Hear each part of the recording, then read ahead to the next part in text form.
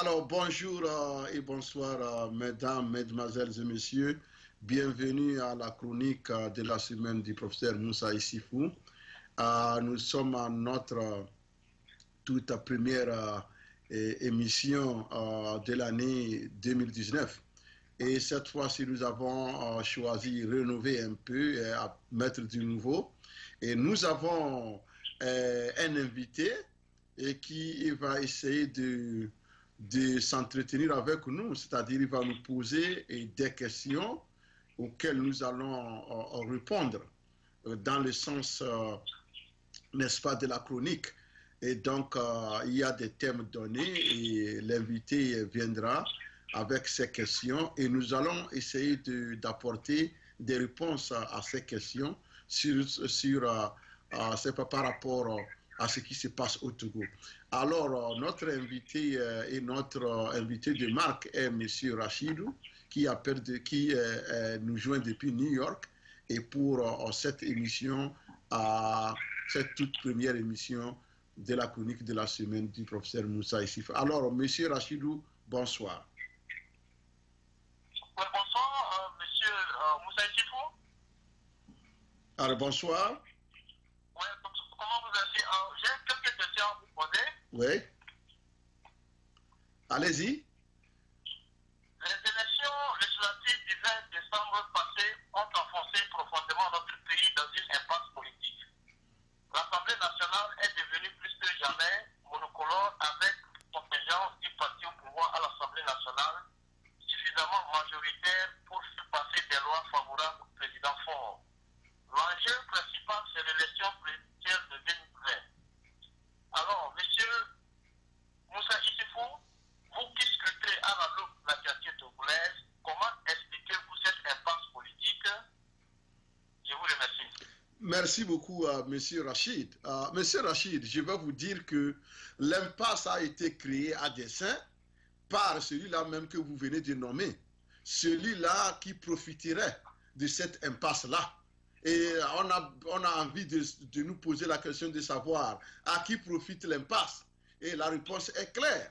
À partir du moment où la personne qui est derrière cette impasse a pris le pouvoir public, le pouvoir d'État comme une propriété personnelle, c'est ce que nous allons voir. Mais comment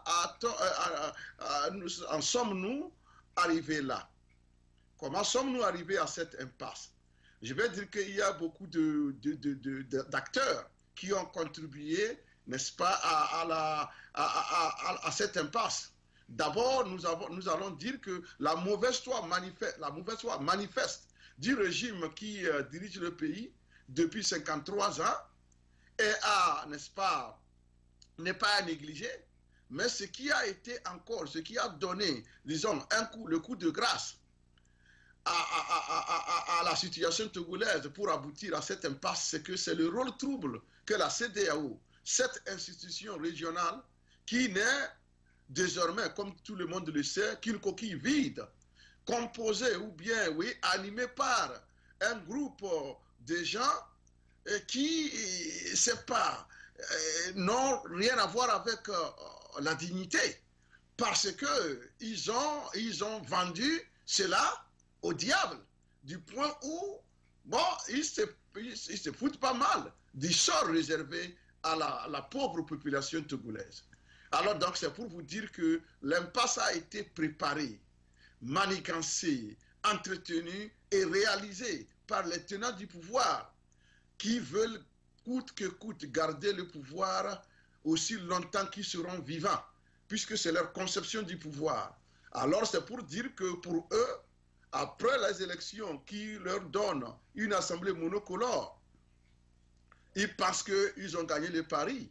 Mais nous disons que les forces progressistes, les forces du changement, les forces démocratiques disent que tout n'est pas encore joué.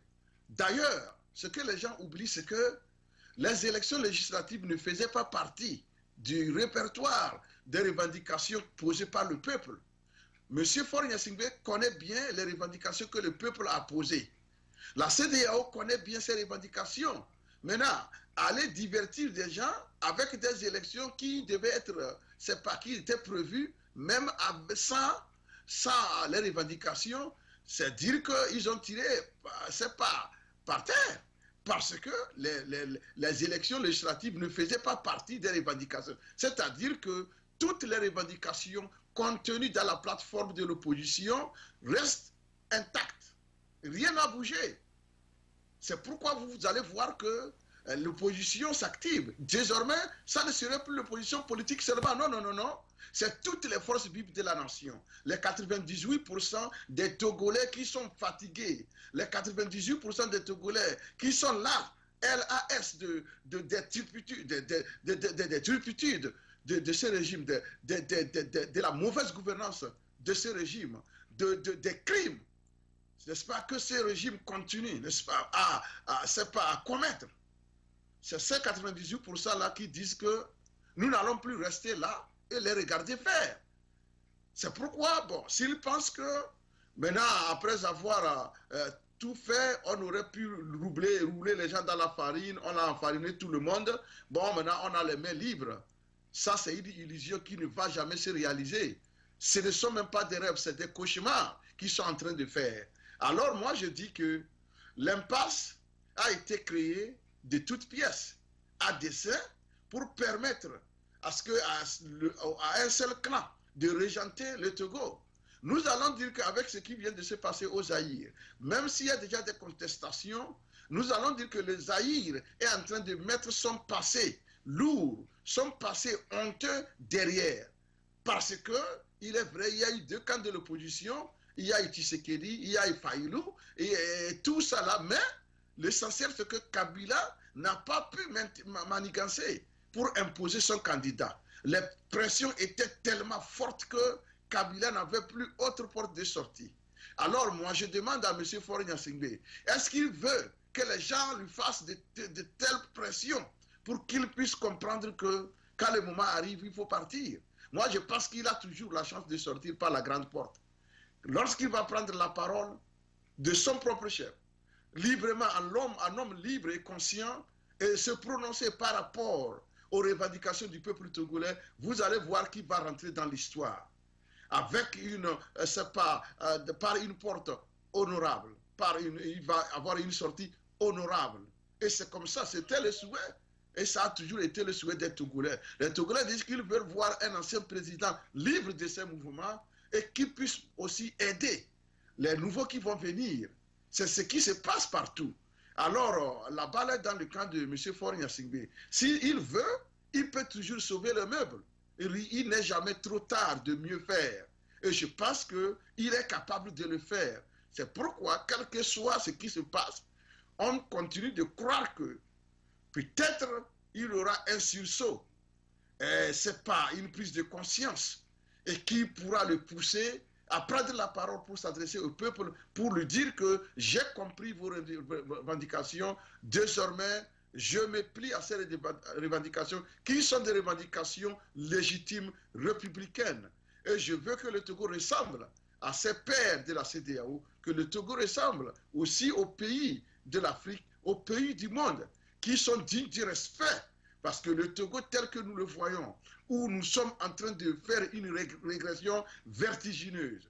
Parce que lorsque les gens ramènent la torture, qui pourtant est quelque chose qu'on devait mettre derrière nous, après que le Togo ait pris des engagements au niveau de la Commission internationale des droits de l'homme, pour pouvoir se faire élire comme à ce conseil-là, nous n'allons plus voir, ou bien on ne s'attend plus à ce que des citoyens puissent être torturés à ciel ouvert, et on fait circuler la vidéo. Mon frère Barachidou, la vidéo qui a circulé hier d'un jeune qui était en train d'être torturé, et ça doit troubler la conscience du monde. Ça doit troubler la conscience de M. Faure Gnassingbé. S'il n'est pas au courant, voici ce que les gens sont en train de faire pour lui permettre de maintenir son pouvoir à vie. Est-ce qu'il est content de voir ça? Il est content de voir ses petits frères, les enfants des autres, les enfants de ses frères, parce que moi je considère tous les Togolais comme des frères et sœurs. Donc lorsqu'un Togolais est en train d'être torturé, je pense que Faure doit n'est-ce pas, avoir des états d'âme. Je pense que tout Togolais doit quand même être concerné. Alors c'est ici le lieu d'interpeller M. Faure Gnassingbé pour lui dire que les gens sont en train de commettre des crimes. S'il n'est pas au courant, il faut rapidement qu'il fasse arrêter ça. Parce que ces gens disent qu'ils font tout ça là pour l'aider à garder son pouvoir. Je dis que ce n'est pas de cette façon qu'on garde son pouvoir. On ne peut pas déshumaniser la personne humaine avant de garder son pouvoir. Si vous avez ce pouvoir-là, qui vous allez gouverner? Vous ne savez pas que ce n'est pas normal. Et ce que ces soldats oublient, c'est que dans leur tentative de déshumaniser les autres citoyens, ils sont en train de se déshumaniser. Parce que lorsque vous enlevez l'humanité, ce qui est humain à quelqu'un, vous êtes en train aussi de vous enlever ce qui est humain en vous. Parce que celui-là qui est humain, qui est encore un homme digne, ne peut pas torturer son prochain comme cela. Parce que même les animaux ne subissent pas ce traitement-là. Donc, à partir du moment où vous êtes content de déshumaniser quelqu'un, ça veut dire que vous aussi, vous avez traversé la frontière de l'humanité, de l'humain. Vous maintenant rentrez dans ce qu'on appelle dans le domaine des animaux. Parce que seuls les animaux qui n'ont pas de raison, qui n'ont pas de bon sens, peuvent traiter, n'est-ce pas, un autre être humain de la sorte. Alors, oui, l'impasse est là, mais je dis que l'impasse peut être renversée seulement par la volonté de celui-là qui a créé l'impasse. Et ce monsieur, c'est le chef de l'État togolais, M. Faure Gnassingbé. Il peut arrêter l'impasse, il peut résoudre le problème et tous les Togolais vont se serrer les mains et vont continuer ensemble. Et je pense que c'est une nécessité. Quel que soit le cas, le Togo, c'est notre mère commune. Elle ne pourra rejeter personne. Elle ne pourra discriminer contre personne. Une mère ne peut jamais faire cela. Et donc, en tant que tel, j'en appelle à la conscience de M. Faure Gnassingbé de prendre la parole et de s'adresser au peuple togolais et de lui dire clairement, haut et fort, que j'ai compris votre parole, j'ai compris votre demande, j'ai compris vos revendications et c'est pour le mieux de tout le monde. On ne cherche rien. C'est le mieux vivre ensemble qu'on recherche. Les gens du régime RPT-INU, c'est des Togolais. L'opposition, c'est des Togolais. Tous ceux-là qui se battent, c'est des Togolais. Alors, pourquoi les gens vont se permettre de nous traiter comme des ennemis alors que nous ne sommes pas des ennemis? Nous battons pour l'amélioration de la gestion de l'État, pour que les mêmes personnes ne s'accaparent pas des richesses du pays, alors que les autres sont en train de mourir de faim. Alors que le Togolais lambda ne sait même pas si demain il va manger un repas par jour ou pas. Pendant ce temps, il y a des gens dont les enfants se promènent avec des milliards, des jets privés pour aller faire de la pagaille partout. Tout ça là, sur le dos de l'État. C'est ça que nous rejetons. Et Faure Gnassingbé lui-même en 2013 a dit cela, a reconnu qu'au fait c'est une minorité qui bénéficie des richesses du pays. Mais ce qu'il n'a pas fait, c'est de pouvoir arrêter cela. Au contraire, après ce discours, les gens maintenant ont redoublé, n'est-ce pas, d'efforts dans leurs crimes économiques. Et ça, ce n'est pas normal. Alors, M. Rachidou, je vais vous dire que l'impasse est née, mais l'impasse peut réussir si l'opposition et le peuple togolais restent bras croisés. Mais à partir du moment où nous avons dit que le changement, nous n'allons rien échanger contre notre désir du changement, je pense que l'impasse ou pas, nous allons obtenir les revendications que nous avons formulées. Elles doivent aboutir et c'est en cela que tout ira bien pour tout le monde. Je vous remercie, M. Rachid. Je vous remercie.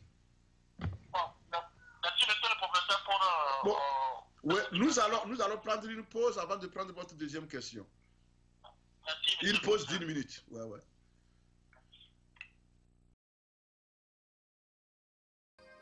Vous voulez voyager?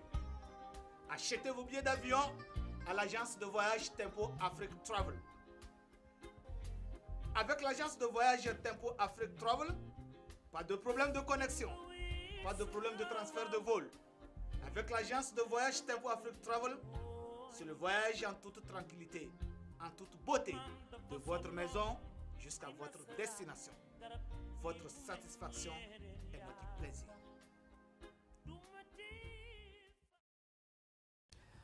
Chers téléspectateurs, votre émission Grand Débat passe sur Tempo Africa. Restez toujours connectés car nous vous apportons les réalités de l'Afrique. Votre animateur principal est Serge Nyawa qui est toujours là pour